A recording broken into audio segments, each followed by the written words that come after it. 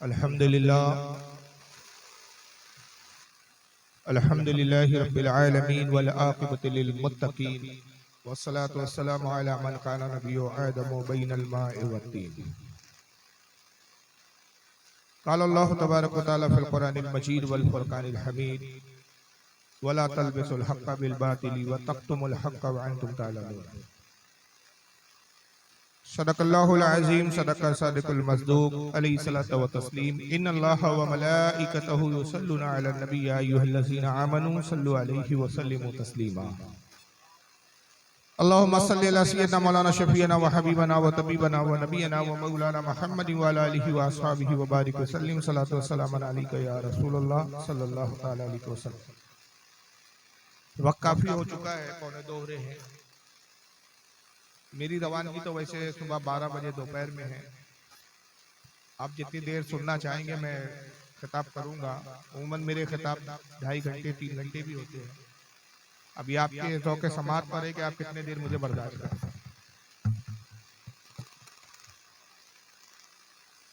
बहरहाल आज की जो बज़्म है शब महराज के ताल्लुक से है, लेकिन मुझसे कबल हमारे खतीब अहले सुन्नत महराज पर काफ़ी बेहतरीन गुफ्तगू फरमा चुके हैं और तंजीम की तरफ से जो मुझे उन्वाना दिए गए हैं वो थोड़ा हटकर है। उसका ताल्लुक अकायद से। इस्लाम के 2 शोबे हैं, एक है अकायद और एक है आमाल। आमाल में यह है कि नमाज, रोज़ा, हज, ज़कात, सदक़ात, खैरात इबादत है। जितने भी नेक चीज़ें हैं, नेक काम करते हैं आप, वो सब आमाल में आती है। लेकिन अमल से पहले आता है, आमाल से पहले आता है अकायद, अकीदा। अकीदा ये है कि अल्लाह ताला के ताल्लुक से हमें कैसा तसव्वुर रखना चाहिए, क्या मानना चाहिए, क्या नहीं मानना चाहिए, रसूलुल्लाह के बारे में हमें क्या मानना है, क्या नहीं मानना है। इन चीज़ों के इल्म का नाम है अकायद का इल्म। और अकायद की अहमियत इस्लाम में ऐसी है जैसे इमारत के लिए ज़मीन की अहमियत है कि बगैर ज़मीन के कोई भी इमारत, कोई भी बिल्डिंग कायम नहीं रह सकती, वजूद में नहीं रह सकती। बिल्डिंग के लिए, किसी इमारत या मकान के कायम के लिए, उसको कायम रखने के लिए ज़मीन की सख्त ज़रूरत है। और आप जानते हैं कि जिस ज़मीन पर इमारत बनाई जाती है, ज़मीन का मजबूत और पुख्ता और ठोस होना बहुत ज़रूरी है। अगर ज़मीन में पिलपिलाट हो, कमज़ोरी हो, तो कितनी ही आप शानदार इमारत तामीर कीजिए, कितनी ही अच्छी इमारत बनाइए, कितना ही अच्छा उसमें मार्बल लगाइए, दीवारों पे कितनी अच्छी फिनिशिंग कर लीजिए, कितने बड़े बड़े झूमर लगा लीजिए, बेहतरीन डेकोरेशन आप घर में कर लीजिए, लेकिन ज़मीन, जिस ज़मीन पर आपने बिल्डिंग तामीर की है, अगर वो मजबूत नहीं है तो एक मामूली सा झटका, मामूली सा ज़लज़ला भी उस बिल्डिंग को गिरा देगा। तो ये जो बिल्डिंग है ये आमाल है गोया, और जिस जमीन पर वो बिल्डिंग कायम है वो गोया अकायद है। सारे आमाल का दारो मदार अकायद पर है। अकायद सही है तो आमाल भी मजबूत है, आमाल भी कबूल है, और अगर अकायद कमजोर है तो कोई अमल भी काम आने वाला नहीं। आप कितनी ही इबादत कर लीजिए, कितनी ही नमाजें पढ़ लीजिए, लेकिन अकीदे में जर्रा बराबर भी कमी और पेशी है तो आपके सारे आमाल क़यामत के दिन बर्बाद हो जाएंगे। वक्त ज्यादा नहीं है कि हम इसकी बहुत सारी मिसालें दें। मैं सिर्फ एक मिसाल देके गुजर जाऊंगा कि इबलीस इतना बड़ा आबिद और जाहिद था, इतनी इबादत करने वाला था कि उससे ज्यादा रुबे जमीन पर आज तक किसी इंसान ने इबादत की ही नहीं। सारे इंसानों की इबादत भी अगर मिला दी जाए तो इबलीस की इबादत के बराबर नहीं हो सकती। उलमा किराम फरमाते हैं कि 90 करोड़ साल उसने अल्लाह की इबादत की। 90 करोड़ साल तो अभी दुनिया की हमारे इंसानों की उम्रें नहीं है जब इंसान का वजूद जब से हुआ। हज़रत आदम अलैहिस्सलाम से इंसान का वजूद है, और जो तखमीना निकाला गया कि हज़रत आदम को जमीन पर आए हुए कितने हैं तो 7,500 साल का अरसा निकलता है। तो 7,500 साल तो सिर्फ इंसान के वजूद को हो रहे हैं दुनिया में आए हुए। इब्लिस चूंकि जिन्नात में से था, हज़रत आदम से बहुत पहले उसकी पैदाइश हो चुकी। 90 करोड़ साल इबादत की, लेकिन नबी की शान में अदना सी तौहीन की, सजदा करने से, नबी की ताज़ीम करने से इनकार किया। 90 करोड़ साल की इबादत तबाह बर्बाद हो। वजह क्या थी? इमारत तो बहुत शानदार बनाई, 90 करोड़ साल तक अपनी इमारत आमाल की तामीर करता रहा, लेकिन अकीदे की जमीन पुख्ता नहीं थी। तो जब इबलीस के 90 करोड़ साल के सजदे काम ना आए तो अंदाजा लगाइए कि अगर कोई हम में से नबी पाक की शान में जर्रा बराबर भी तौहीन करे तो उसके अकीदे की जब कमजोरी हो तो उसके अमाल कैसे कायम रह सकते। अब अकायद क्या है, हम कैसे जाने कि किन अकीदों को मानना है, किन अकीदों को नहीं मानना है। इसके ताल्लुक से रसूलुल्लाह सल्लल्लाहु अलैहि वसल्लम ने हमारी रहनुमाई फरमाई और आका सल्लल्लाहु अलैहि वसल्लम की बहुत सारी इस ताल्लुक से हदीसें, मैं सिर्फ 2 हदीसें आपको सुना देता हूं जिससे समझ में आ जाएगा आपके कि अकायद कहां से हमें लेना है, अकीदा किससे अखज़ करना है। एक हदीस पाक में है कि अल्लाह के नबी सल्लल्लाहु अलैहि वसल्लम फरमाते अस्हाबी का नजूम फबिअय्यिहिम इक्तदैतुम इह्तदैतुम। सरकार ने फरमाया लोगों मेरे तमाम सहाबा आसमान में चमकते हुए सितारों की तरह है। जैसे आसमान में सितारे रोशन और रोशन है, चमकदार है, रोशनी देते, मेरा हर सहाबी उन्हीं सितारों की तरह है कि उससे रोशनियां नमूदार होती है। और ये रोशनी कौन सी है? ये हिदायत की रोशनी है। इख्तदायतुम इख्तदायतुम, जिन तुम में से जिसने भी किसी सहाबी की पैरवी करी उसने हिदायत पाई। मेरा हर सहाबी साहिब हिदायत है। तो अब हमें देखना है कि सहाबा का अकीदा क्या था, वो रसूलुल्लाह को कैसे मानते थे, हुजूर की इज्जत और ताजीम कैसे करते थे। जब जैसा सहाबा ने किया तो वैसा ही हमें अमल करना है। जो सहाबा ने किया वही हमारे लिए सनद और सनद की हैसियत रखता है, इसलिए कि सहाबा के अमल पर रसूलुल्लाह सल्लल्लाहु अलैहि वसल्लम की तस्दीक की मोहर लगी। और जिस चीज को सहाबा ने पसंद किया उसको रसूल ने पसंद किया, और जिसको रसूल ने पसंद किया उसको खुदा ने पसंद किया। और एक दूसरी हदीस में आका सल्लल्लाहु अलैहि वसल्लम इरशाद फरमाते हैं इन्ना बनी इसराइल तफर्रकत अला सिंतैन व सबईन मिल्ला व उम्मती तफ्तरिकु अला सलासीन व सबईन मिल्ला। कहा कि कौम बनी इसराइल में इख्तिलाफ हुआ। मूसा अलैहिस्सलाम की जो कौम थी, हम मुसलमानों से पहले जो कौमें गुजरी उसमें एक बड़ी कौम थी बनी इसराइल, जिसमें सबसे ज्यादा अंबिया इकराम पैदा हुए, सबसे ज्यादा अंबिया इकराम तशरीफ लाए। हजरत इब्राहिम अलैहिस्सलाम के बाद से लेकर रसूलुल्लाह के दरमियान में जितने अंबिया और पैगंबर आए सब बनी इसराइल में। हजरत इस्माइल के बाद सीधा सिर्फ रसूलुल्लाह है। इस दरमियान में कोई भी पैगंबर बनी इस्माइल में नहीं है। 2 कबीले थे, बनी इसराइल और बनी इस्माइल। बनी इसराइल का ताल्लुक हजरत ईसा की नस्ल से और बनी इस्माइल का ताल्लुक हजरत इस्माइल अलैहिस्सलाम की नस्ल से। रसूलुल्लाह हजरत इस्माइल की नस्ल में पैदा हुए। तो हुजूर और इस्माइल अलैहिस्सलाम के दरमियान में कोई पैगंबर नहीं है बनी इस्माइल में। लेकिन जितने अंबिया आए ईसा अलैहिस्सलाम तक, सब हजरत ईसा से लेकर ईसा तक जितने पैगंबर है, हजरत मूसा है, हारून है, जितने पैगंबर है, अक्सरियत पैगंबर की बनी इसराइल में पैदा हुई। मगर हुआ क्या, इतने अंबिया आने के बावजूद इस कौम में इख्तिलाफ हुआ। तो हर जमाने में फिरके बनते गए इस कौम में। तो हुजूर फरमाते हैं कि इन्ना बनी इसराइल तफर्रकत अला सिंतैन व सबईन मिल्ला।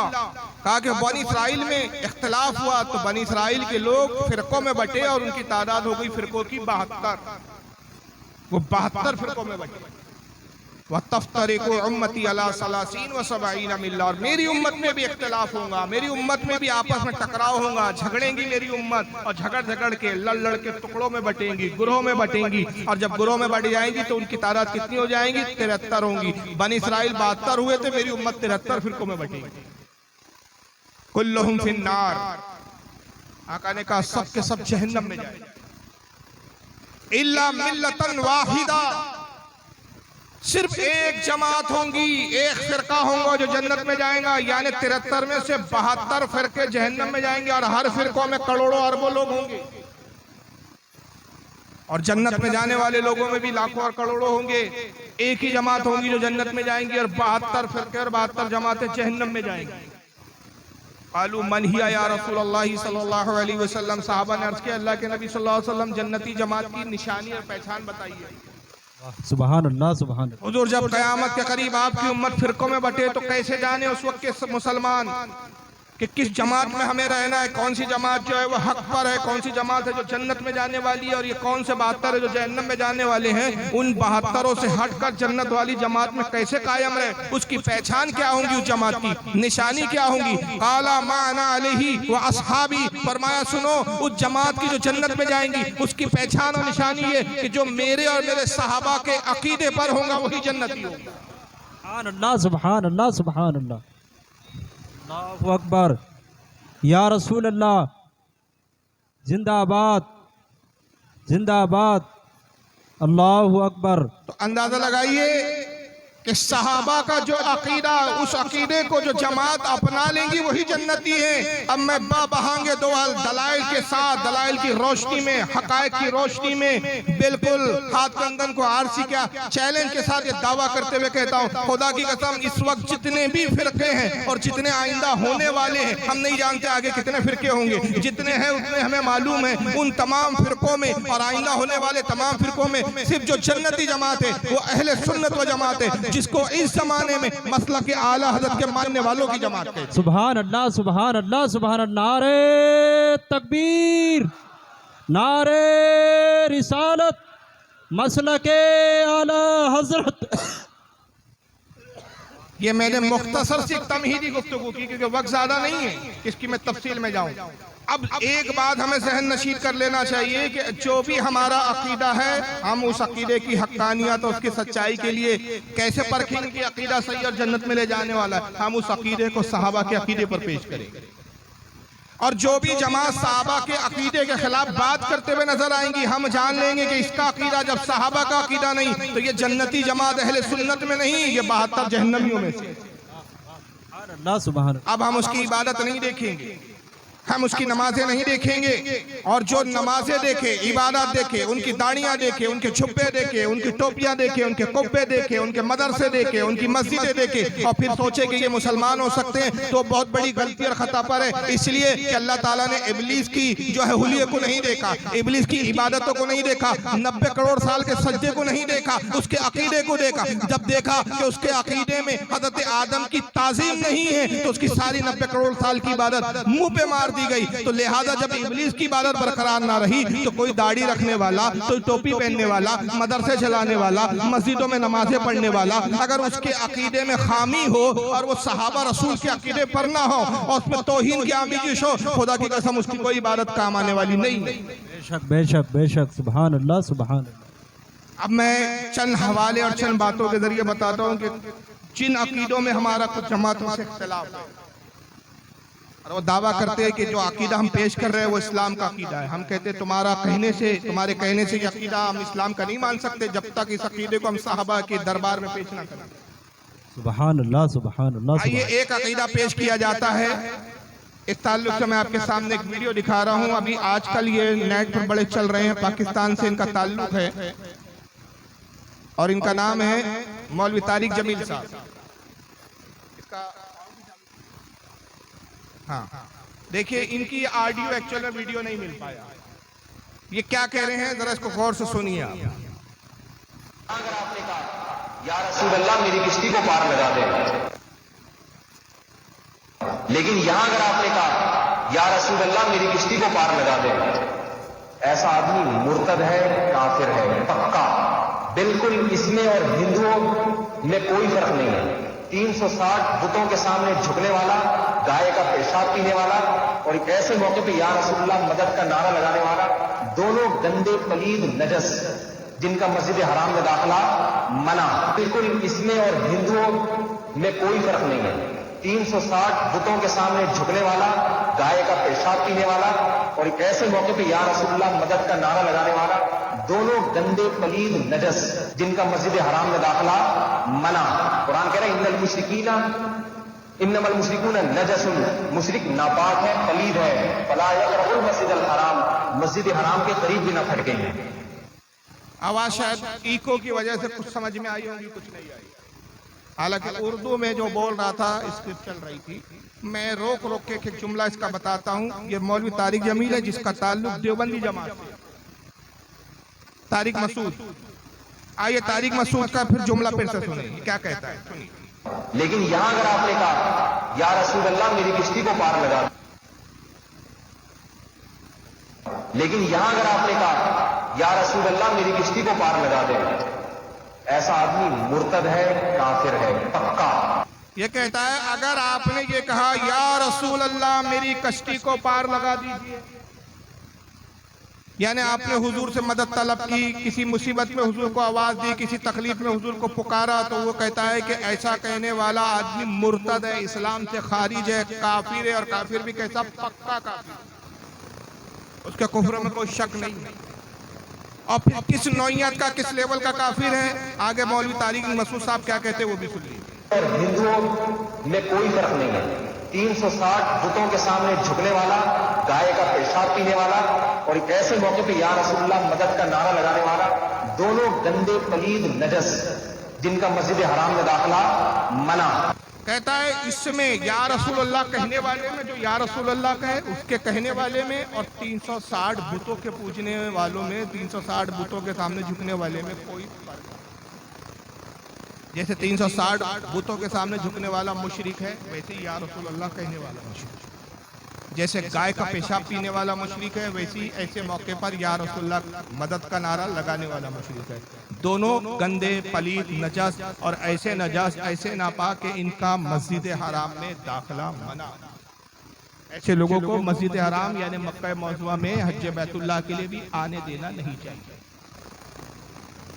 ये अकीदा सारे देवबंदी और अहले हदीस, नाम निहाद अहले हदीस जमात के लोग पेश करते कि या रसूलुल्लाह नहीं कहना चाहिए, सिर्फ मदद मांगना है तो अल्लाह से। और ताल्लुक से वो कुरान की आयत भी पेश करते हैं दलील में कि अल्लाह ताला कुरान में फरमाता है इय्याका नअबुदु व इय्याका नस्तईन। तर्जुमा ये होता है कि अल्लाह फरमाता है कि बंदो तुम इकरार करो, ये दुआ करो कि अल्लाह हम तेरी ही इबादत करें और तुझी से मदद मांगे।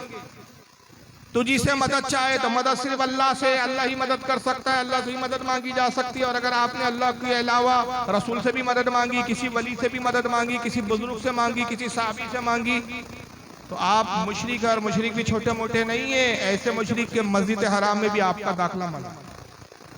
नजीस है, आप गंदे पलीद है। ये सारी जमात का फतवा है, लेकिन क्या साहबा का यही अकीदा है? क्या साहबा इकराम या रसूलुल्लाह कहते नहीं थे? क्या कुरान की आयत का वही मतलब है जो इन्होंने बयान किया? नहीं। देखिए, कुरान की आयत के दो हिस्से होते हैं, एक में अल्लाह ताला अपनी जाती सिफात का इजहार करता है और एक में अपने बंदों के लिए अताई सिफात का इजहार करता है। वाह सुभान अल्लाह सुभान अल्लाह। अब कुरान में तो ये भी है, कुरान में क्या ये नहीं है कि जहां से कुरान शुरू होता है अल्हम्दुलिल्लाहि रब्बिल आलमीन, तमाम तारीफें सिर्फ अल्लाह के लिए, अल्लाह के अलावा किसी की तारीफ ना करो। मगर इन मौलियों से पूछो, क्या ये अपने उस्ताद की तारीफ नहीं करते? क्या ये अपने मुल्ला की तारीफ नहीं करते? क्या ये रसूलुल्लाह की तारीफ नहीं करते? क्या ये अपने मदरसे की तारीफ नहीं करते? फिर तो तुम कुरान के खिलाफ हुए। कुरान तो कह रहा है तमाम तारीफें अल्लाह के लिए। तो इसका क्या मतलब हुआ? पता चला कि हकीकी तारीफ तो अल्लाह के लिए है, मगर अगर किसी बंदे की भी तारीफ की जाए तो उसमें भी अल्लाह की ही तारीफ है, इसलिए कि उस बंदे का पैदा करने वाला भी अल्लाह ही है। सुभान अल्लाह। मिसाल के तौर पे मैंने एक टेबल बनाया, बड़ा खूबसूरत टेबल है। अब एक साहब आया और टेबल की तारीफ करने लगे, कहने लगे क्या शानदार टेबल बनाया यार आपने, कितनी बेहतरीन फिनिशिंग है, कितनी अच्छी इसकी पॉलिश है, कितनी चमक है। तारीफ वो टेबल की कर रहे हैं। मुझे बताइए, ये तारीफ मेरी हो रही है कि नहीं हो रही? बेशक हो रही। हर अक्लमंद जानता है कि टेबल की तारीफ का मतलब टेबल बनाने वाले की तारीफ। ताजमहल की जब तारीफ होती है तो ताजमहल खुद से नहीं बन गया, उसका बनाने वाला है। तो जब ताजमहल की तारीफ की जाती है तो गोया ताजमहल बनाने वाले मजदूरों की भी तारीफ हो रही है, मजदूरों के साथ जो इंजीनियर है उसकी भी तारीफ हो रही है, और जिसने उस बनाने और तामीर में पैसा सर्फ किया यानी शाहजहां की भी तारीफ हो रही है। तो इसलिए जब हम रसूल की तारीफ बयान करते, औलिया की तारीफ बयान करते, तो हकीकत में तारीफ अल्लाह की ही है, इसलिए कि अल्लाह ने ही इस लायक बनाया कि काबिल तारीफ हो गए। वाह सुभान अल्लाह सुभान अल्लाह। तो इससे पता चला कि दो सिफतें हैं अल्लाह, दो बातें होती है, दो सिफात है, एक जाती और एक अताई। जाती सिफतों का मालिक अल्लाह है, हकीकी मददगार अल्लाह ही है, अल्लाह के अलावा कोई मदद नहीं कर सकता। हमारे अहले सुन्नत का अकीदा है कि अल्लाह की मर्जी के बगैर कोई वली, कोई नबी, चाहे रसूलुल्लाह ही क्यों ना हो, जर्रा बराबर भी तसर्रुफ का इख्तियार नहीं रखता। मगर औलिया मदद करते हैं, अंबिया मदद करते हैं, रसूलुल्लाह सबसे बढ़कर मदद करते हैं। ये मदद का इख्तियार, ये ताकत तो कुव्वत अल्लाह ने ही अता फरमाई। वाह सुभान अल्लाह सुभान। और सहाबा ने रसूल से मददें ली, या रसूल अल्लाह के नारे लगाए, या रसूल अल्लाह अल मदद के नारे लगाए। हुजूर सल्लल्लाहु अलैहि वसल्लम से तकलीफों में, परेशानियों में मदद को ने आवाज दी। और उनका अकीदा ये नहीं था माज़अल्लाह कि अल्लाह बेबस है, हुजूर ही दे सकते, नहीं। उनका अकीदा यही था कि हुजूर को अल्लाह ने ही इख्तियार दिया है, हुजूर जो कुछ अता करते अल्लाह के देने से ही अता करते। इसलिए कि रसूल की शान ये है आलम की ज़बान में, खुदा की रज़ा चाहते हैं तो आलम, खुदा चाहता है रज़ाए मोहम्मद। वाह सुभान अल्लाह सुभान अल्लाह। नारे तकबीर, नारे रिसालत, मसलके आला हजरत, बस्ती बस्ती करिया करिया, नारे तकबीर, नारे रिसालत। आइए इस हवाले से मैं एक हदीस की किताब का आपको हवाला दे रहा हूँ कि आइए सहाबा का अमल क्या था। स्क्रीन पे किताब है आपके अल अदबुल मुफरद, हदीस की किताब है। लिखने वाले कौन है? अमीरुल मोमिनीन फिल हदीस, जिनका नाम है मोहम्मद बिन इस्माइल बुखारी, जिनको इमाम बुखारी कहकर मुखातिब किया जाए। इन्होंने सही बुखारी भी लिखी और एक हदीस की, ये भी उनकी किताब है जिसका नाम है अल अदबुल मुफरद, छपी भी वहाबियों के यहाँ से, सऊदीया से छपी है, दारुस्सलाम।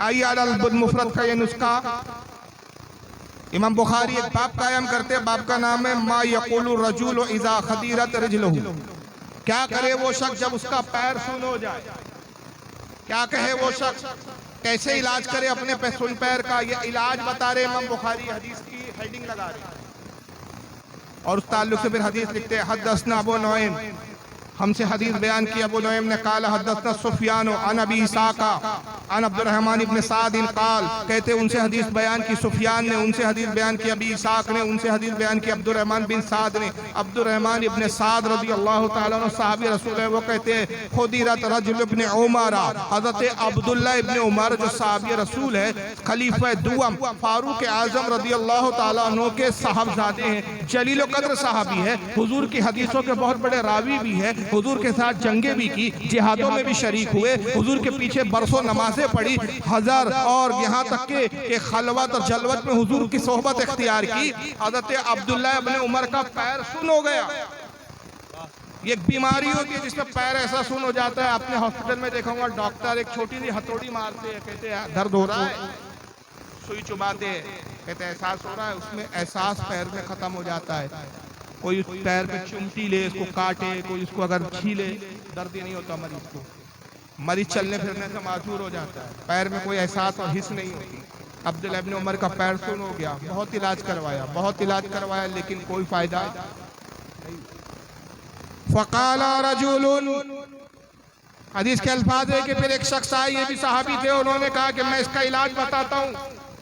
इसका इलाज क्या है? आपका जो पैर सुन हो गया और इसका फायदा किसी हकीम से नहीं हो रहा है, उसको रहब्बुन्नासु इलैका, आप उसको मदद के लिए आवाज लगाइए जिससे आप सबसे ज्यादा मोहब्बत करते हैं। सुभान अल्लाह, सुभान अल्लाह, सुभान अल्लाह। कायनात में आप सारे रूए जमीन पर जिस जात से सबसे ज्यादा मोहब्बत करते वो रसूलुल्लाह की जात है, तो हुजूर को आवाज दीजिए, हुजूर को मदद के लिए पुकारिए। और सरकार का विसाल हुए जमाना हो गया, तो रावी कहते फ़क़ाला या मुहम्मदा, या मुहम्मदा, हुजूर की उन्होंने वहीं घर पे बैठे बैठे रोज़े रसूल की तरफ रुक करके पुकारा, या मुहम्मदा। और जब या के साथ मोहम्मदा का लफ्ज आता है, अरबी जानने वाले जानते हैं कि या इस्तिआनत के लिए आता है, हुर्फ़े नदा है, हुर्फ़े निदा मतलब पुकारने के लिए, और मोहम्मदा पर अलीफ जो है वो इस्तिआनत के लिए है। मतलब ये होता है इसका, ऐ मोहम्मद मेरी मदद कीजिए, सुभान अल्लाह, ऐ मोहम्मद सल्लल्लाहु अलैहि वसल्लम मेरी मदद कीजिए। इमाम बुखारी ने तो इतनी ही हदीस लिखी, लेकिन इमाम तबरानी रहमतुल्लाह अलैह इस हदीस के बारे में लिखते हैं आगे कि उन्होंने या मोहम्मदा का भी सदा लगाई, निदा की, हुजूर को पुकारा, अभी कुछ ही देर गुजरी थी कि उनका पैर ऐसे ठीक हुआ जैसे कभी सुन हुआ ही नहीं। सुभान अल्लाह, सुभान अल्लाह, सुभान अल्लाह, या रसूल अल्लाह, या रसूल अल्लाह। किस अकीदे पे हमें चलना है? कौन सी जमात जन्नत में जाने वाली है? सहाबी का अकीदा तो हमें ये पता चल रहा है कि मदद में रसूल को पुकार रहे हैं, लेकिन आज के देवबंदी जमात का मौलवी कह रहा है कि अगर आपने या रसूल अल्लाह कहकर पुकार लिया, अगर आपने या रसूल अल्लाह मदद कह दिया, या रसूल अल्लाह मेरी कश्ती को पार लगाइए कह दिया, तो आप ऐसे पक्के मुशरिक हो गए कि आपका मस्जिद हराम में दाखिला भी मना। तो इन्होंने हमें कुफ्र के फतवे नहीं दिए, हमें मुशरिक नहीं कहा, खुदा की कसम इन्होंने सहाबा इकराम को मुशरिक। और जो जमात सहाबा को ना माने वो फिर जमात हक पर नहीं हो सकती। इस हदीस को इमाम बुखारी के अलावा बहुत सारे मुहद्दिसीन ने लिखा, जैसे इमाम इब्न साद है 200 हिजरी के इमाम, उन्होंने अपनी किताब तबकात में लिखा इसको इमाम इब्न सुन्नी ने अपनी किताब अमलुल यौम वल लैला में लिखा। हज़रत इमाम याहिया बिन माइन जो इमाम बुखारी के उस्ताद है, और इनके उस्ताद इमाम अबू हनीफा इनके दादा उस्ताद है, इमाम याहिया बिन माइन रहमतुल्लाह अलैह ने अपनी किताब तारीख में भी इस हदीस को लिखा। इसको हज़रत इमाम नववी ने अल-अस्कार में लिखा, इसको इमाम काजी अयाज ने अपनी किताब शिफा में। मेरे पास बहुत सारे हवाले हैं, हत्ता के वहाबी और देवबंदियों की बहुत बड़े अल्लामा गुजरे दो, जिसमें एक इब्न तैमिया ने भी अपनी किताब अल-कलम तैयब में लिखा, और एक दूसरे देवबंदी और अहले हदीस को बहुत बड़े आलिम माने जाते हैं जिनका नाम शौकानी है। शौकानी ने अपनी किताब तोहफतुल ज़ाकिरीन में भी इस हदीस को लिखा। ये खुद अपने मौलवियों की किताबें भी नहीं पढ़ते और कौम मुस्लिम पे शिर्क के फतवे लगाते हैं, और फिर दूसरी तरफ एक सॉन्ग रचते हैं कि हम तो मोहब्बत की बात करते, इख्तिलाफ की बात करते। ये अजीब इत्तेफाक और इनका इत्तेहाद है। मैं आपके घर आऊं, आपके घर खाना भी खाऊं, आपके घर आराम भी करूं, और आप ही के बुजुर्ग बाप को गाली बकूं, और फिर कहूँ भाई मैं मोहब्बत पेश करने आया हूँ, तो आप तस्लीम करेंगे इस बात को?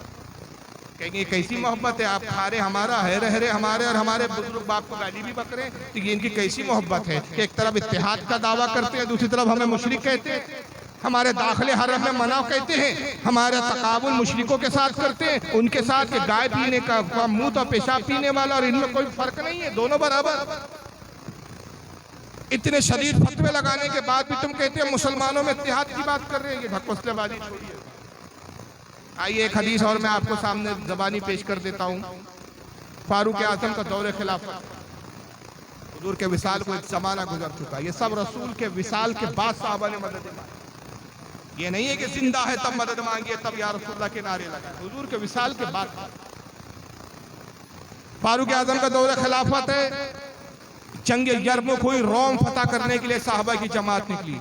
आज भी इस मुल्क का नाम रोमी, बहुत ताकतवर, पावरफुल, सुपर पावर मुल्क था उस वक्त। रोम की हैसियत वही थी जो आज पावर में अमेरिका की हैसियत। बड़ा मुश्किल मरहला था। खालिद इब्न वलीद रज़ी अल्लाह ताला अन्हु इस जंग में शरीक है। एक जगह जब जंग हो रही है, इसको इमाम वाक़ी जो जलील क़द्र तबे ताबई है, और इनका इंतकाल 207 हिजरी में हुआ। इनकी किताब है फुतुहुश शाम, उसकी जिल्द नंबर 1 है, सफ़ा 96। उस पर ये हदीस पाक नकल करते हैं कि एक मकाम ये आया कि हज़रत खालिद ने वलीद इस जगह, एक जगह के सिपा सालार थे फौज की टोली के, खाने पीने का अनाज खत्म हो गया। तो आपने एक सहाबी है शर्जिल बिल हसना, उनसे कहा कि जाओ पास में कोई गांव या कोई शहर वगैरह तलाश करो, और जहां अनाज वगैरह जिस कदर भी मिलता हो उस अनाज को ले आओ, कितना खरीद सकते हो अनाज। शर्जिल बिल हसना रज़ी अल्लाह ताला अन्हु 100 सहाबा की जमात को लेकर गए, और वो 100 सहाबा में सब ताकतवर, बहादुर और अपने वक्त के जर्नल थे।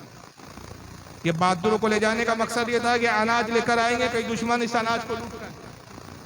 इत्तेफाक से रूम के बादशाह के जासूसों ने रोम के बादशाह को खबर दी कि 100 सहाबा, 100 मुसलमान गांव में एक तरफ आए हुए हैं और अनाज की खरीदारी कर रहे हैं। अगर इनको घेर के मार दिया जाए, मुसलमानों की ताकत कमजोर हो जाएंगी, इसलिए कि ये अपनी अपनी फौजों के जर्नल हैं, इनकी रीढ़ की हड्डी टूट जाएंगी।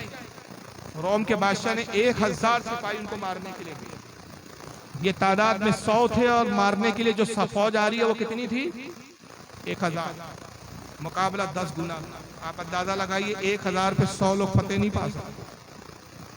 मगर साहबा का अमल देखिए, साहबा की सुन्नत देखिए, साहबा का तरीका देखिए। रसूलुल्लाह ने क्यों कहा कि जो मेरा अकीदा और मेरे साहबा का अकीदा वही जन्नती जमात। इन 1000 लोगों ने इस साहबा को घेर लिया। अब जंग शुरू हुई।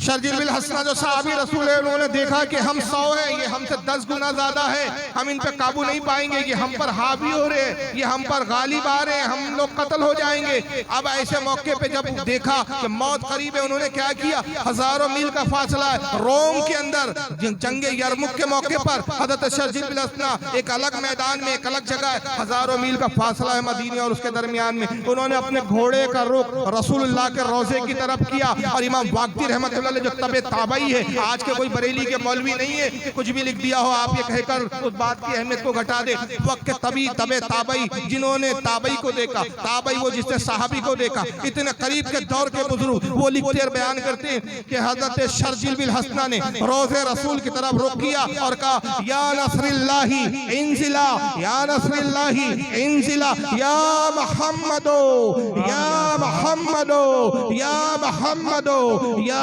मंसूर उम्मतहु उम्मतहु उम्मता। सुभान अल्लाह, सुभान अल्लाह, बहुत खूब। क्या मतलब हुआ इस अरबी का? या नस्रुल्लाह इंजिला, ए अल्लाह की रहमत और बरकत हम पर नाज़िल हो जाए। किसे बरकत करार दे रहे अल्लाह की? रसूलुल्लाह।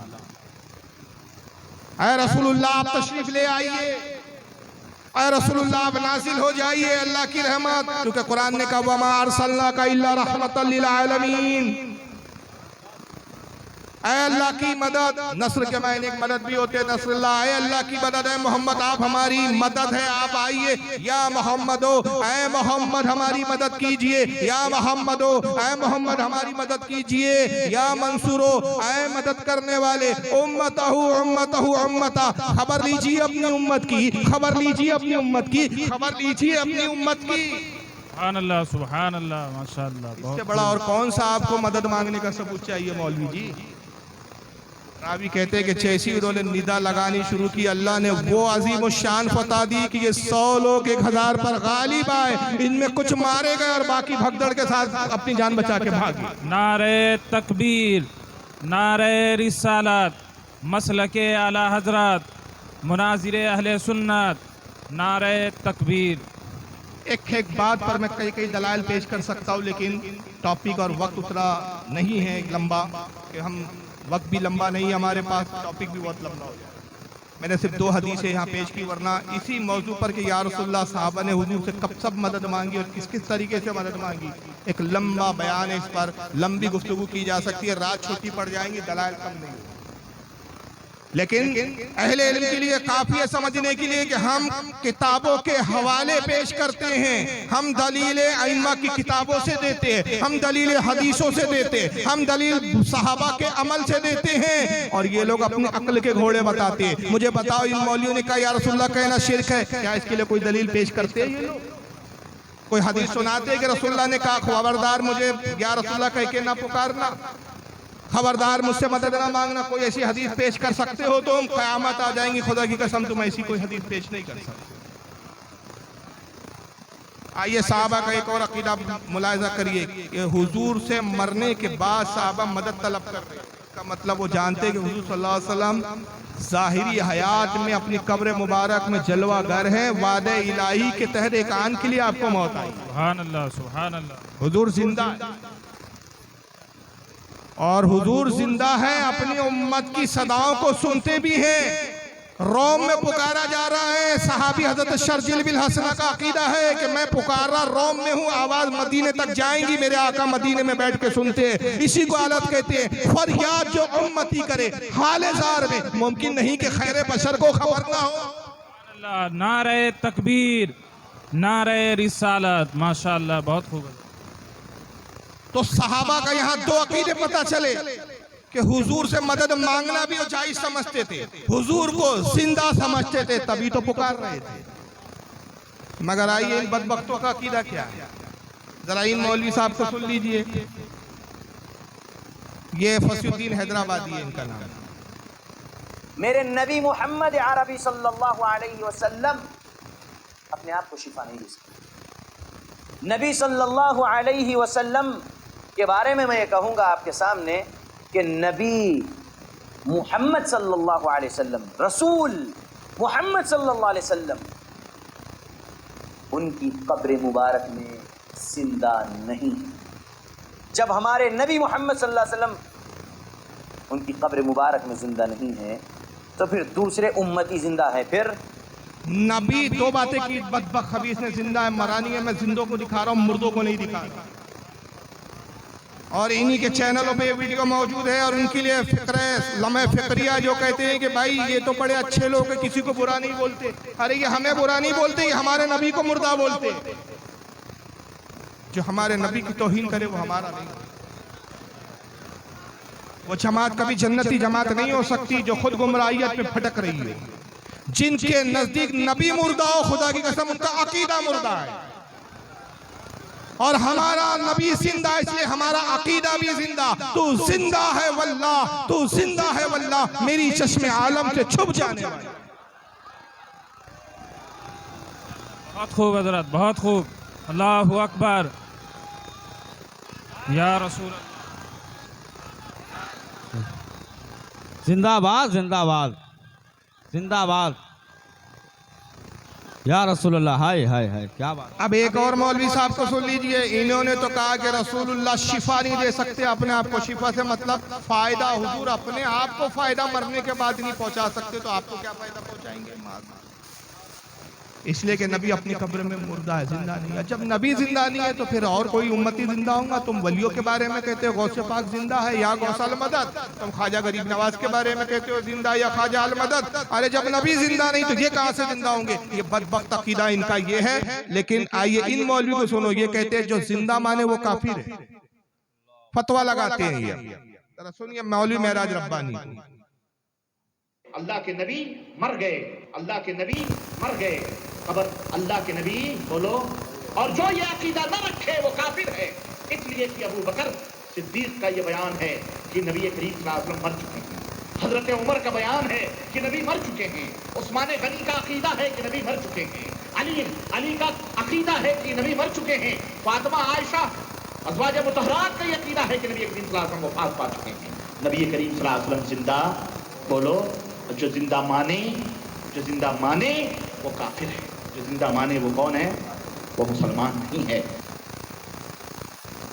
ये क्या कह रहे हैं? जो नबी को जिंदा माने, अल्लाह के नबी मर गए, जो नबी को जिंदा माने वो काफिर है। दलील अबू बकर सिद्दीक का अकीदा है, हदीस कोई नहीं।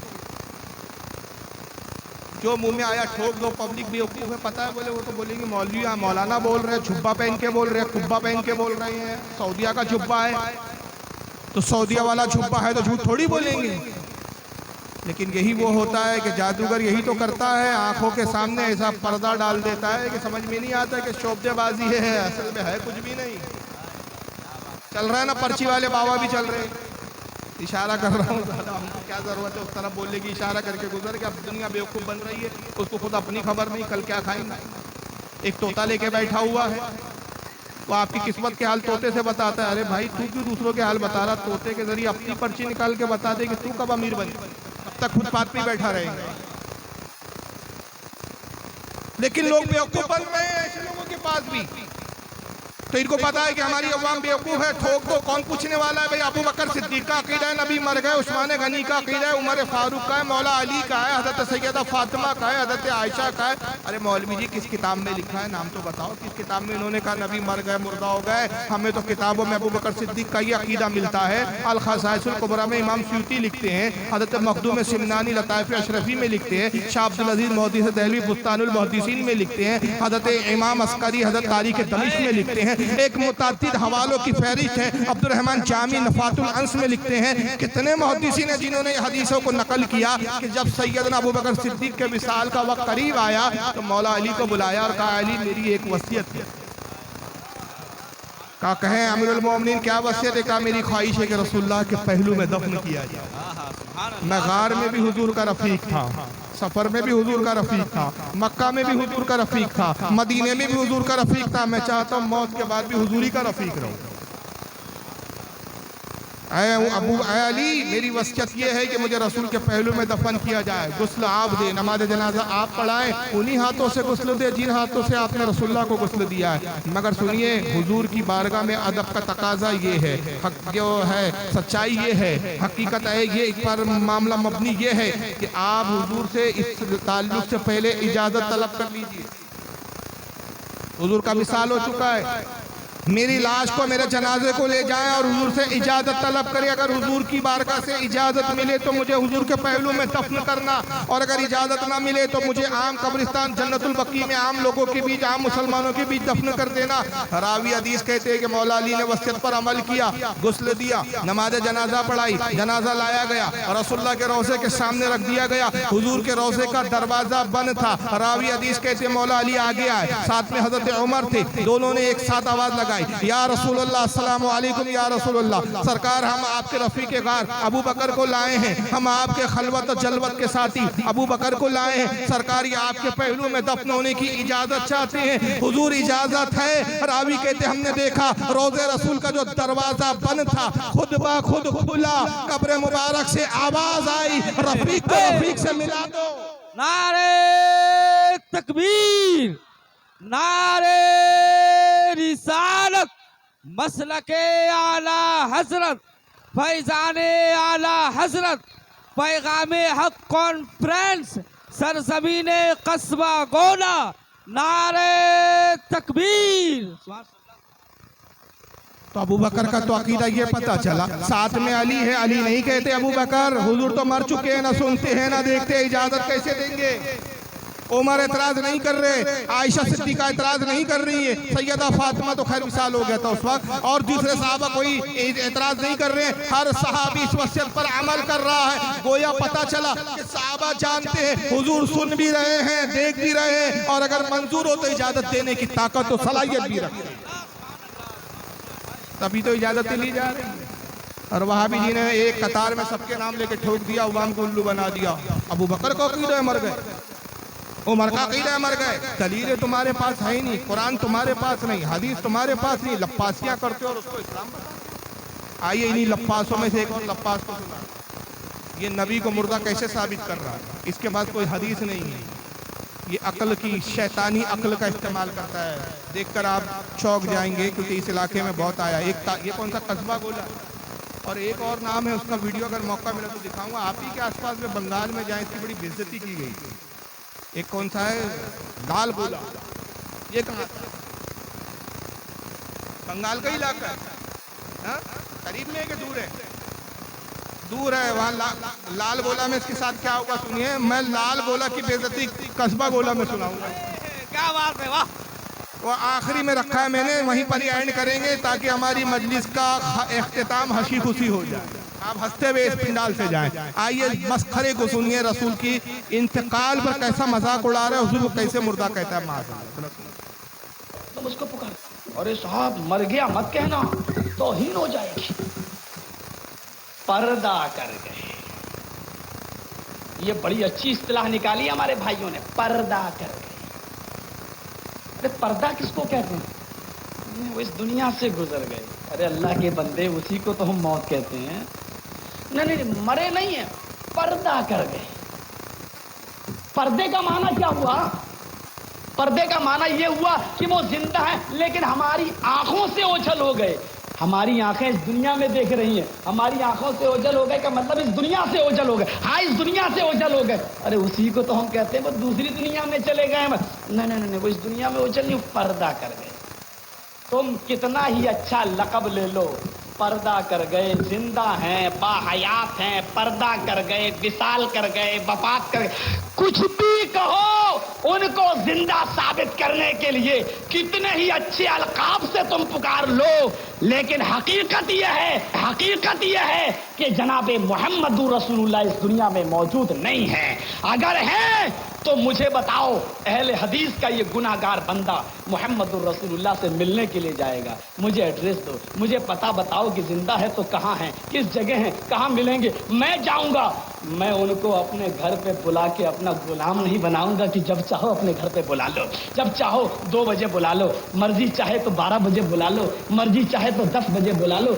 हम उनको अपने घर पे बुलाना गवारा नहीं करेंगे। मेरा घर इस लायक नहीं कि हम आका को बुलाएं। हम उनको अपने घर पे बुलाना गवारा नहीं करेंगे। मेरा घर इस लायक नहीं कि हम आका को बुलाएं। हमें बताओ कि मेरा नबी कहाँ है, किस जगह है। तुम जाओ या ना जाओ, कम से कम पूरे हिंदुस्तान में भीख मांग के और चंदा करके, पूरे हिंदुस्तान में भीख मांग के और चंदा करके हम जरूर आका से मिलने के लिए जाएंगे। कि बड़े लोगों से मिला जाता है, बड़े लोगों को नौकर बना के अपने घर पे बुलाया नहीं जाता। कितना बड़ा जाहिल है, बड़े लोगों से मिलने जाया जाता है, घर बुलाया नहीं जाता। भाई आपने उलमा को बुलाया, अपने से बड़ा समझते हो कि छोटा समझते हो? तो क्या नौकर बनाया कि आप उनको बुलाकर अपने घर को साहिब बरकत का सबब समझ रहे हैं उनके क़याम को? अजीब जाहिल है। साहबा करम के रसूलुल्लाह को दावत नहीं देते थे, हुजूर उनके घर जाते तो क्या मतलब नौकर हो जाते थे? अजीब मंतीक है। फिर जाहलत के अंदर कुछ जुमले इसकी जबान से सच्चाई के निकल गए। अल्लाह ने कुछ निकले, कहा मेरा घर उस लायक नहीं है कि आका को बुलाऊं। ये तो हकीकत है, तुम मनूस खबीसों का घर उस लायक है ही नहीं कि आका है। क्या बात है, तो सही बात है। इसलिए कि आका तो आशिकों के यहाँ आते हैं, बदअकीदों के यहाँ नहीं आते। और आशिकों का हाल ये है कि मैंने माना जन्नत तुझ में हूरो कुसूर रहते हैं, मैंने माना जन्नत तुझ में हूरो कुसूर रहते, आ मेरे दिल का तवाफ करके इसमें हुजूर रहते।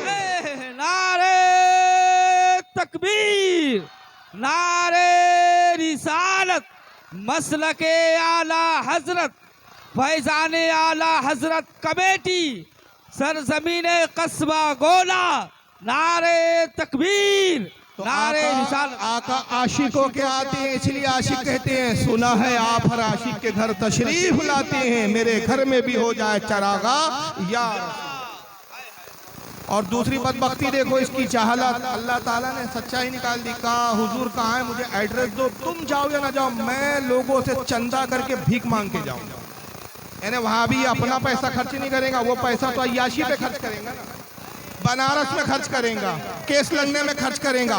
अरे अगर हम सुन्नी को मौका मिले और आका जाहिरी हयात में तशरीफ ले आए और हमें इत्तला मिले कि हुजूर तशरीफ ला चुके हैं, तो हम तो अपना घर बार लुटा के हुजूर से क्या बात है, वाह वाह सुभान भीख अल्लाह। नहीं मांगेंगे, ये भीख मांगेगा उस वक्त। मगर मजाक कैसे उड़ा रहा है रबी की हयात का। कहता है सुन्नी लोग कहते हैं पर्दा कर गई, हम एहतराम, हम कहते हैं भाई फला बुजुर्ग पर्दा कर गए, रसूलुल्लाह पर्दा करे, हम ये नहीं कहते मर गए। ये इन जाहिलों की जबानें कहता मतलब तो यही हुआ ना, मर गए बोलो, पर्दा कर गए गए क्यों बोलते? नहीं वो हमारी आंखों से उजाले, हाँ आंखों से उजाले मतलब दिख नहीं रहे ना, चले गए ना दुनिया से, तो मर गए हुए ना। नहीं वो हमारी निगाहों से उछाले, हम देख नहीं सकते। हाँ तुम देख नहीं सकते,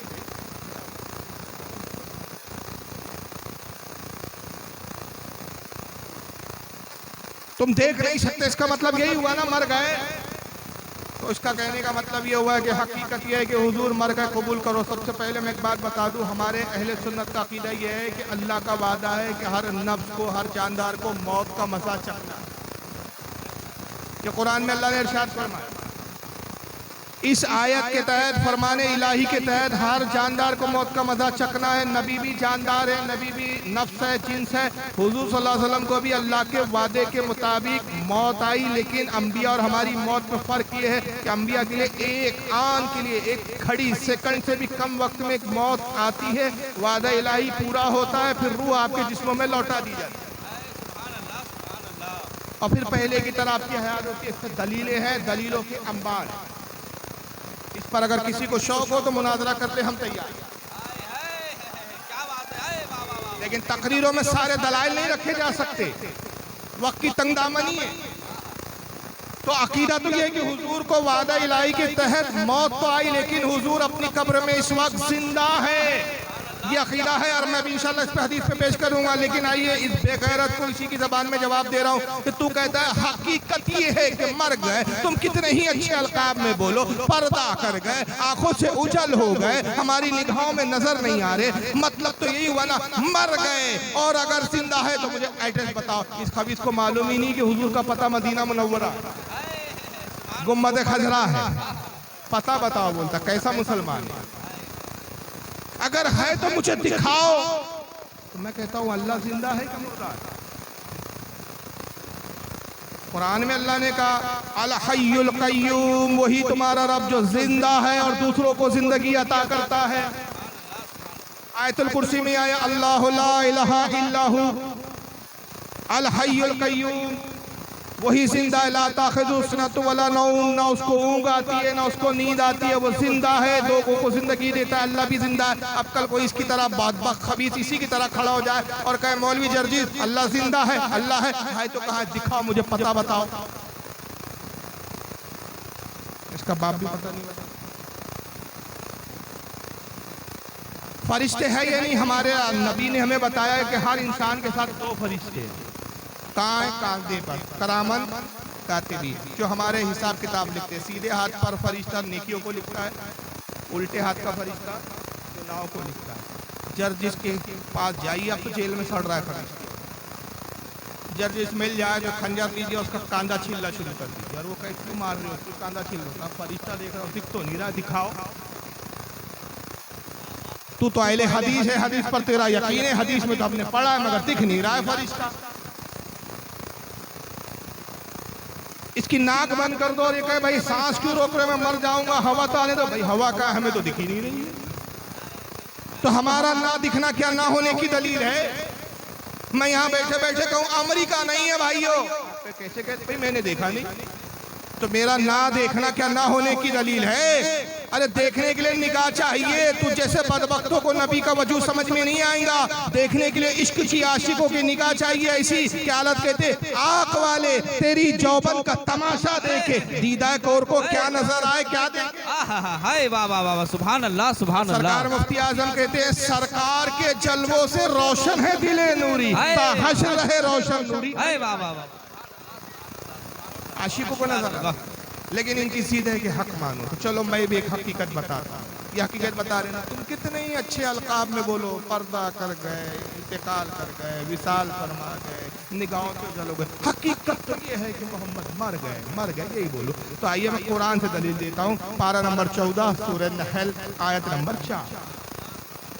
अब मैं कुरान से एक हकीकत सुना रहा हूँ। इस हकीकत को हर इसका चाहने वाला और ये मौलवी भी इसको हजम करे। अब देखिए कितना हजम करते हैं।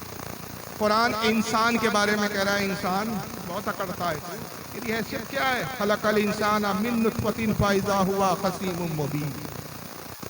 रब फरमाता है इंसान हमने तेरी तख्लीक एक गंदे पानी से की। और इंसान की तख्लीक किस चीज से हुई भाई? बोलिए।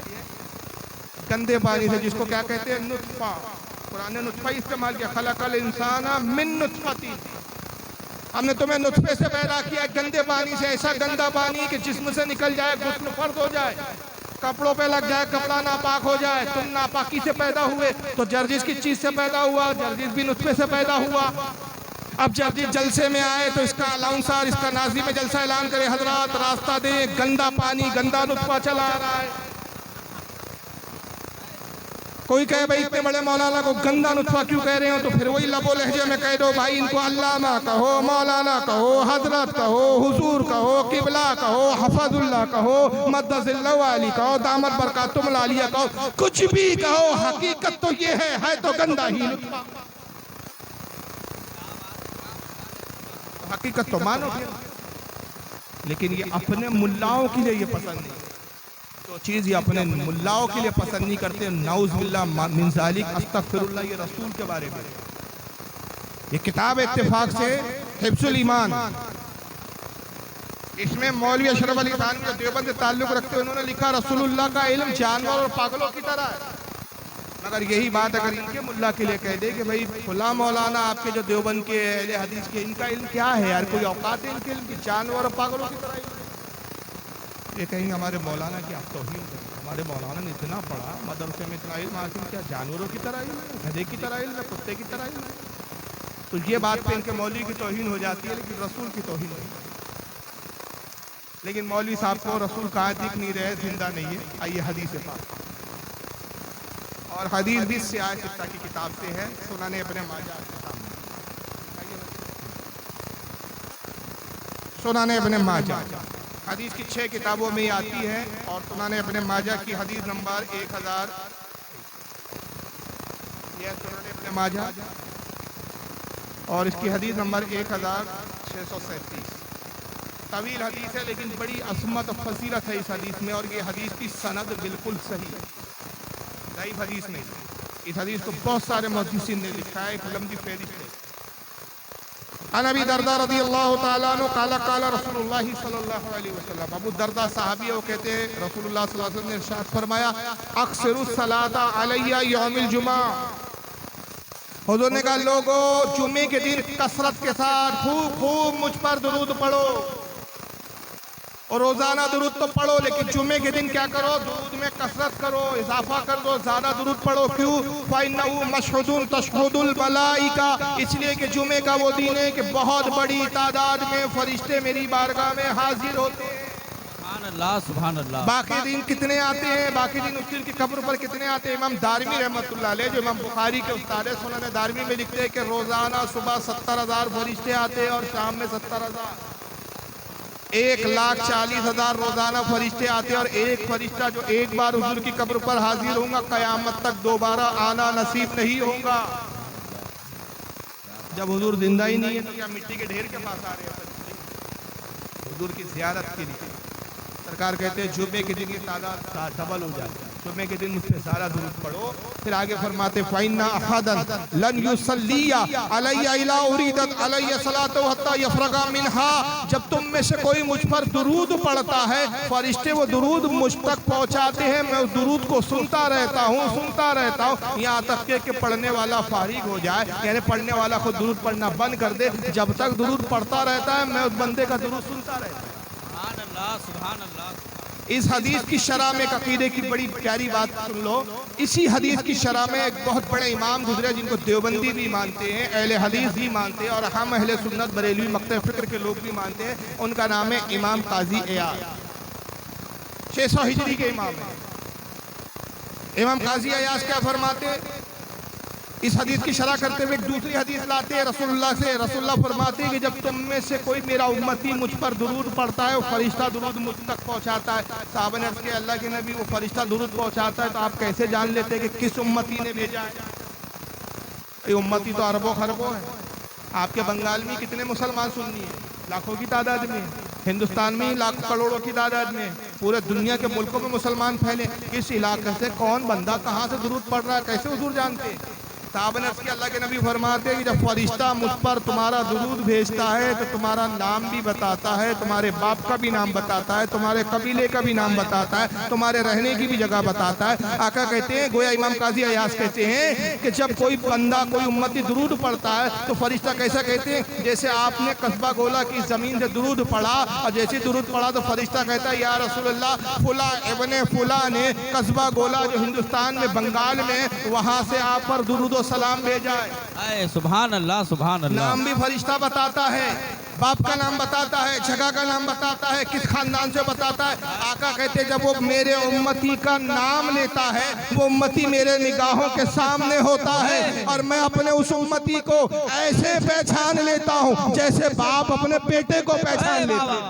नारे तकबीर, नारे रिसालत, मसलके आला हजरत, फैज़ाने आला हजरत, अज़मत मुस्तफ़ा, नारे तकबीर, नारे रिसालत। ये है हुजूर की हयात। आका कहते हैं फरिश्ते उस दिन ज़्यादा तादाद में मेरे पास हाजिर होते हैं। ज़्यादा जुम्मे के दिन पढ़ो। अब साहबी वही सवाल कर रहे हैं, उनको पता है आने वाले ज़माने में चर्चित जैसे बेवकूफ़ आएंगे, तो साहबा ने पहले ही सवाल कर लिया कि सरकार की ज़बान मुबारक से ज़बान रिसालत से जवाब आ जाए, सनद और दलील हो जाए। काला कुल तो व बादल मौत, हुजूर जब ये कह रहे थे उस वक्त तो हयात थे, जिंदा थे। साहबा कहते हैं या रसूलल्लाह क्या मौत के बाद भी आप दुरूद सुनेंगे? इंतकाल के बाद भी आप अपने उम्मती का दुरूद समात करेंगे? काला व बादल मौत, फरमाया हाँ हाँ मौत के बाद भी मैं अपनी उम्मती का दुरूद सुनूंगा। और क्यों सुनूंगा? इन्नल्लाह हर्रमा अलल अर्दी अन तक़ूला अज़्ज़ादल अंबिया अलैहिमुस्सलाम, इसलिए कि बेशक अल्लाह ने ज़मीन पर हराम कर दिया है कि वो अंबिया के जिस्मों को खाए। अंबिया के जिस्म मिट्टी में नहीं मिलते, वो अपनी कब्र में जिंदा होते। और कैसे जिंदा होते? फ़नब्युल्लाहि हय्युन युरज़क़, अंबिया अल्लाह के अपनी कब्रों में जिंदा होते हैं और अल्लाह की तरफ से उनको रिस्क भी दिया जाता है। सुभान अल्लाह, सुभान अल्लाह। तो रिस्क जिंदा खाते हैं कि मुर्दा खाते हैं? रिस्क भी दिया जाता है। हय्युन फ़नब्युल्लाहि, अल्लाह के नबी, लफ्ज़ का तर्जुमा फ़नब्युल्लाहि, बस अल्लाह के नबी, हय्युन जिंदा होते, युरज़क़ उनको रिस्क दिया। ये सुनान इब्न माजा की हदीस है और इसी हदीस को इमाम मुंसरी ने भी तरगीब व तरहीब, सब हदीस की किताबों के नाम और ये मुहद्दिसीन के नाम, कई जिल्दों में इनकी किताबें उन्होंने भी लिखा। इसको मोहम्मद बिन अब्दुल्लाह अल खतीब तबरेज़ी ने मिशकात शरीफ जो हदीस की किताब है उसके अंदर भी इस हदीस को लिखा। इमाम तक़ीउद्दीन सुब्की ने लिखा, बहुत सारे कई इमामों ने लिखा एक लंबे से। और ये हदीस सनद के एतबार से भी सही है, ज़ईफ़ या कमज़ोर या झूठी या मौजूद है। हदीसें तो हमें बता रही है कि सरकार जिंदा सुनते हैं, दुरूद भी सुनते हैं, उम्मती को भी पहचानते हैं। और मौलवी जलीस कहता है मुझे दिखाओ। बहुत सी चीज़ें दिखती नहीं है, जन्नत दिखती नहीं है मगर ईमान है कि है। फरिश्ते दिखते नहीं है मगर फरिश्ते, सही बुखारी की हदीस है। अब सही बुखारी का तो कोई इनकार नहीं कर सकता। अल्लाह के नबी फरमाते हैं कि जहाँ मजलिस होती है, नेक लोग जमा होते हैं, जिक्र अल्लाह जिक्र रसूल होता है, कुछ रहमत के फरिश्ते उस बज़्म में आते हैं और परों से उस बज़्म को ढाँप देते। अब यहाँ जिक्र रसूल और जिक्र अल्लाह हो रहा है, फरिश्ते मौजूद हैं अपने परों से इस बज़्म को ढांपे हुए, मगर बताओ कि हमें फरिश्ते नजर आ रहे हैं? हमारा ना देखना ना होने की दलील नहीं है। चलिए वक्त हो गया काफ़ी, बस आखिरी में 3 चीज़ें मैं दिखा रहा हूँ और उसके बाद जैसा कि मैंने कहा था जर्जिस की एक रुकवाई दिखाऊंगा, उसी पे इख्तिताम करेंगे। और 15 या 10 मिनट में अगर किसी को कोई सवाल पूछना हो तो सवाल पूछने की बिल्कुल इजाज़त है, वो सवाल पूछ सकता है। अगर कोई शुबा या कोई डाउट हो, बातें बहुत सारी है लेकिन वक्त की थोड़ी ज़्यादा किल्लत है, तंगामनी है। दुरूद शरीफ पढ़े आप, अल्लाहुम्मा सल्ली अला सय्यदना व मौलाना शफीना व हबीबना व तबीबना व नबीना व मौलाना मुहम्मद व अला आलिहि व अस्हाबिहि व बारिक वसल्लिम। सलातु व सलाम अलैका या रसूलल्लाह सल्लल्लाहु अलैहि वसल्लम। एक ज़माने से ये हमारा इन बदअकीदों के साथ एक ये भी मामला चल रहा है कि झूठ बहुत बोलते हैं। लेकिन चलिए, एक मिलाद के ताल्लुक से भी मुझसे कहा गया था कि मिलाद की दलील पर मैं कुछ बात कर दूँ, तो मैं 1-2 वीडियो पहले दिखा देता हूँ। मिलाद के ताल्लुक से पहले आप देख लीजिए कि इनका क्या अक़ीदा है और उसके दलाइल फिर हमारे क्या पास है, उसके बाद फिर इंशाल्लाह।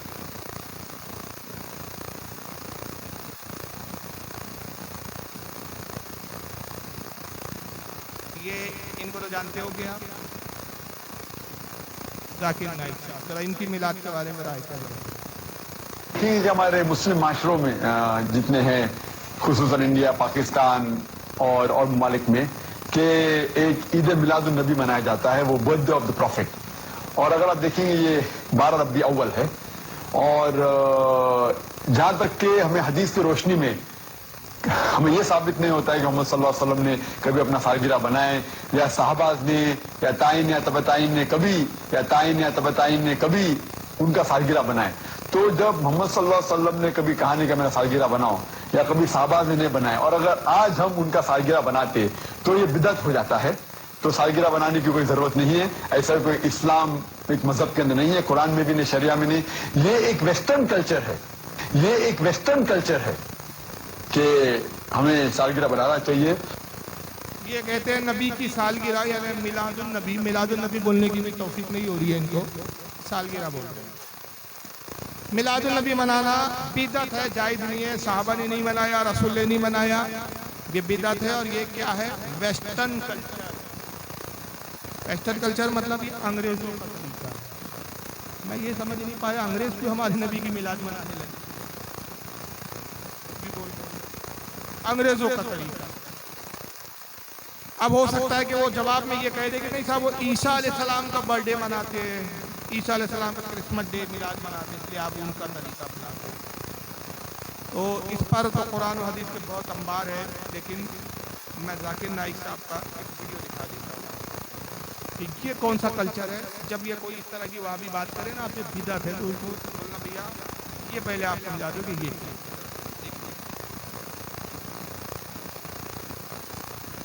Let's welcome on stage the articulate analyst, Dr. Zakir Naik.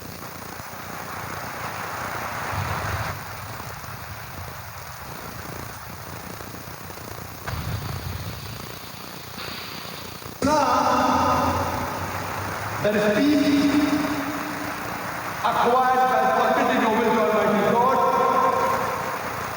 is the only solution for the whole of humanity. And worship the Creator. अल्हम्दुलिल्लाह वस्सलातु वस्सलाम। ये पहली एक जलसे की एंट्री है। बम्बई में जलसा हो रहा है, जाकिर नाइक साहब स्टेज पर आते तो पहले ऐसा लगता है कोई मौलवी या कोई स्कॉलर नहीं आ रहा है, कोई विलन आ रहा है, और आते ही पूछेगा कितने आदमी थे। अमजद खान आ रहे हैं। ये कौन सा कल्चर है भाई? अभी स्टेज पर आपके इस मस्तक पर उलमा आए, मैं आया, मुझसे पहले और भी खतीब आए, शोरा आए, आपने कैसे इस्तकबाल किया? बोलिए। नारे रिसालत आ रहा था खतीब, लेकिन आप तारीफ बयान कर रहे थे। नारे तकबीर, ना अल्लाह अकबर, यानी अल्लाह को अकबर। नारे रिसालत, नबी का नारा लगाओ, मतलब या रसूल अल्लाह। आ रहा है अहले सुन्नत का आलिम दीन, लेकिन आप तारीफ अल्लाह रसूल की बयान कर रहे हैं। ये हम अहले सुन्नत का तरीका, ये इनका तरीका है, जब ये आ रहे हैं तो पहले से पीछे से ढोल डुम बम बजे, लाइट आता है, फिर कौन सा क्या है पता नहीं, अल्लाह जाने, प्लेटफॉर्म से आ रहे हैं, गोला खुलता है, गोले में से आप बरामद होते हैं। अभी दूसरी एंट्री भी देखिए, उसके बाद फिर हम बात करें। दूसरी एंट्री जैसा कि मैंने अर्ज किया, ख़वातीन व हज़रात, हमारी ये आज की आखिरी नशिस्त है।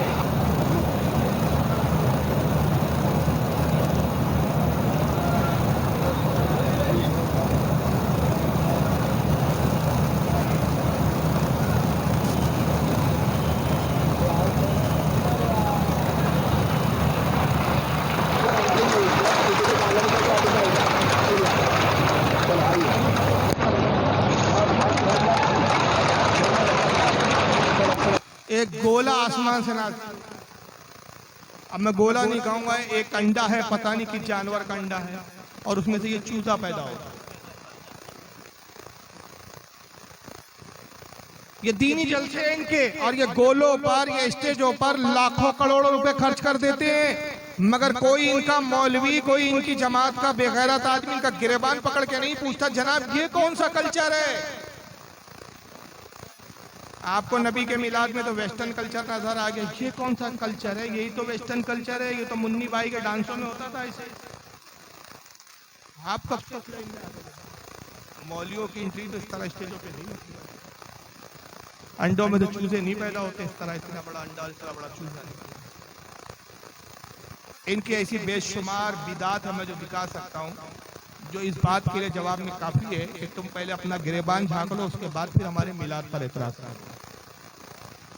लेकिन इनको मिलाद से कितनी चीड़ है, ये साहब तो मर गए, जिंदा होते तो कुछ बात की जाती है उनसे, लेकिन चलिए अब मर गए। ईद मिलादुल डॉक्टर इसरार अहमद, तभी एक नई ईद हो गई है, क्या इसका हुक्म दिया मोहम्मद रसूलुल्लाह ने? यफ़अलूना मा ला युमरून, वो अपनी ही इजाद करना रिवायात हैं, अपनी ही इजाद करना बिदआत हैं, अपनी ही इजाद करना रसूमात हैं, उन पर लगे हुए हैं और दावे करते हैं अल्लाह से मोहब्बत, रसूल के इश्क के, जबकि उनके अमल में न अल्लाह की इताअत है न रसूल का इत्तिबा है। अब जब ऐसी सूरत पैदा हो जाए तो क्या करें? फमन जाहदहुम बियदिही फहुवा मोमिनुन, तो जो मुसलमान भी उनके खिलाफ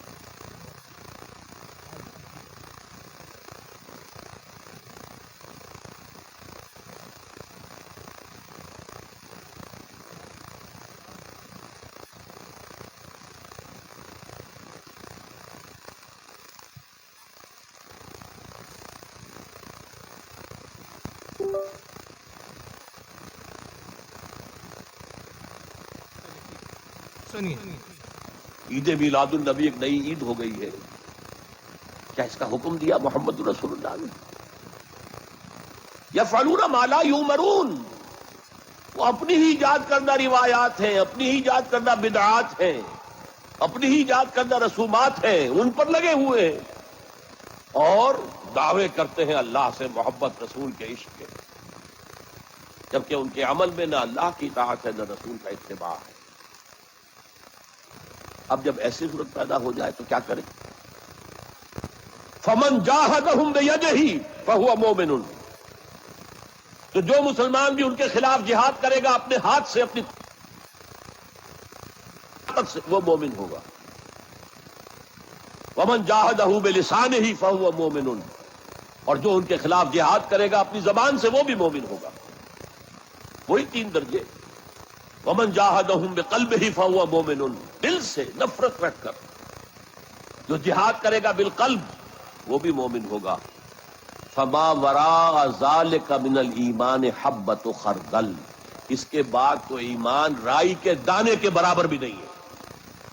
यानी इसरार अहमद साहब को इतनी नफरत है मिलाद से, इतनी नफरत है कि कहते हैं कि जब ईद मिलाद नबी कोई मनाए, ये नई ईद हो गई है, ना इसका रसूलुल्लाह की सुन्नत में पता है, ना साहबा का अमल है इस पर, ये एक अपनी इजाद है, लोगों ने अपने तरीका निकाल लिया। और ऐसी सूरत पैदा हो जाए कि जब लोग मिलाद मनाए तो तुम क्या करो, फमन जादहु बियदिही फहुव मुमिन, जो उनसे हाथ से जिहाद करेगा, उनसे जंग करेगा, उनसे लड़ेगा, उनको मारेगा पीटेगा, वही मोमिन होगा। यानी आप इतने बदतरीन काफिर हैं इनके नजदीक मिलाद मनाने की वजह से कि इनके नजदीक आप पर जिहाद करना इन पर फर्ज हो।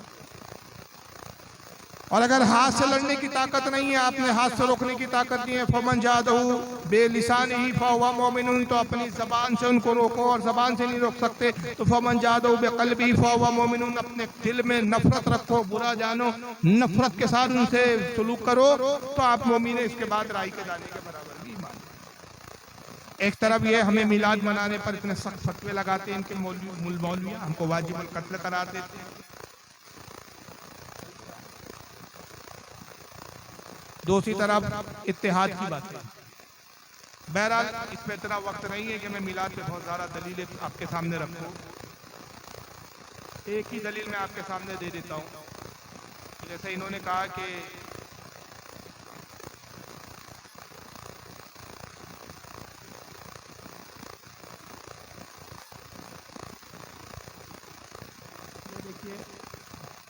यह सही मुस्लिम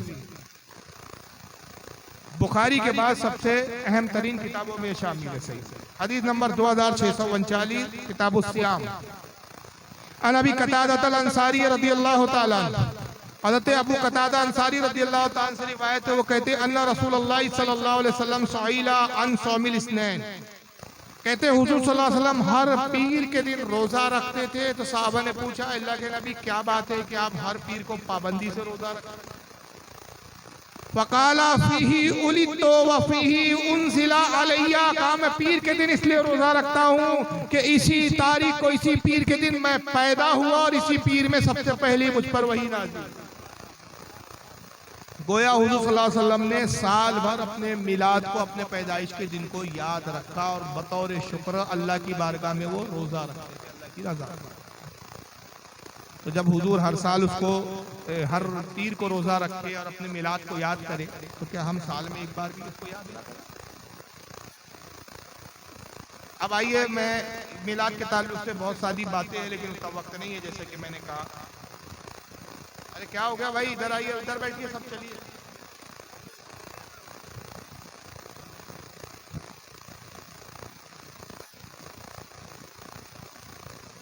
गेट के पास कौन है भाई?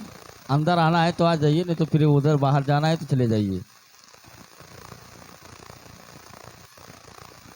एक किताब है जिसके ताल्लुक से बरसों से मौलवी जर्जीस और ये सब झूठ बोलते आ रहे हैं।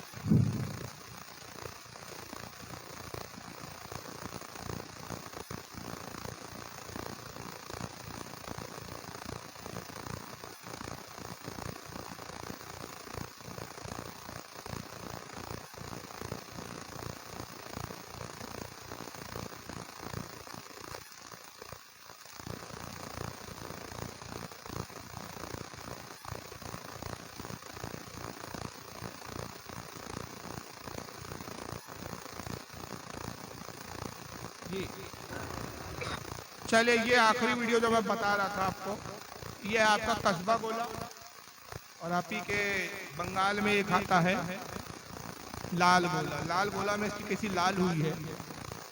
मगर ये वीडियो दिखाने से पहले एक वीडियो दिखाता हूँ कि ये जो नबी की तौहीन करने वाले, इनके मुल्लाओं के नज़दीक इनका दर्जा, इनका मकाम क्या है, पहले वो ज़रा जान लीजिए आप। सुनिए, उस जगह जलसा होता है, ये लाल गोला का ही जलसा है, बिहार का जलसा है। ये उसका साथी है मौलवी जर्जीस का, जिसका नाम है मौलवी तौहीद आलम। जरा इसकी बकवास सुनिए। मौलाना जर्जी साहब के तकरीर के बाद कितने लोग हैं, कितने मोहब्बत रखने वाले हैं कि जाओ मौलाना का आने जाने के खर्च के बराबर पैसा हम दे के जाएंगे। अगर नहीं दे के जाते हैं तो इससे बढ़कर इस्लाम की बेइज्जती और क्या होगी।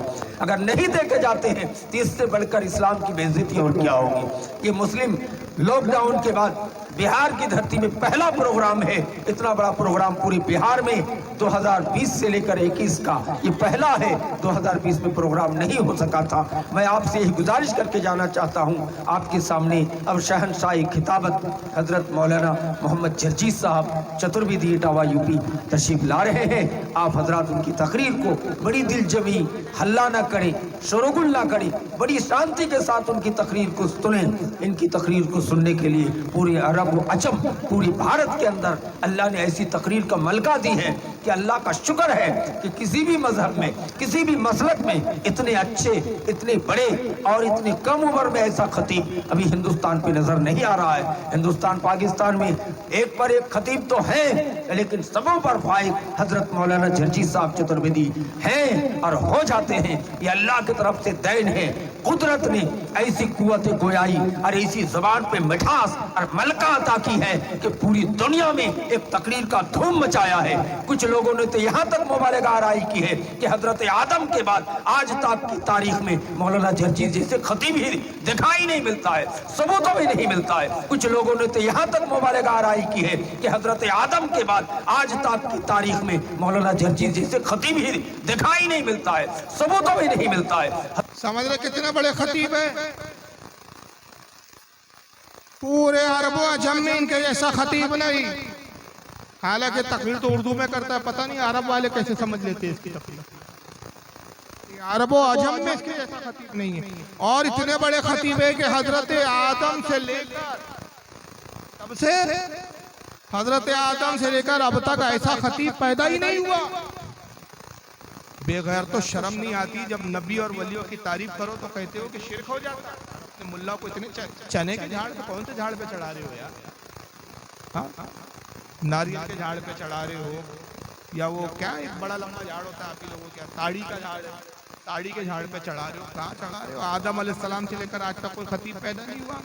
क्या अंबिया इकराम खतीब नहीं थे? हजरत दाऊद अलैहिस्सलाम का हाल क्या था? जब ज़बूर की तिलावत करते पानी दरिया का थम जाया करता था, आसमान के उड़ते हुए परिंदे रुक जाया करते थे। और यहाँ तक हदीस पाक में आता है कि जब खौफे इलाही में हजरत दाऊद अलैहिस्सलाम खिताब करते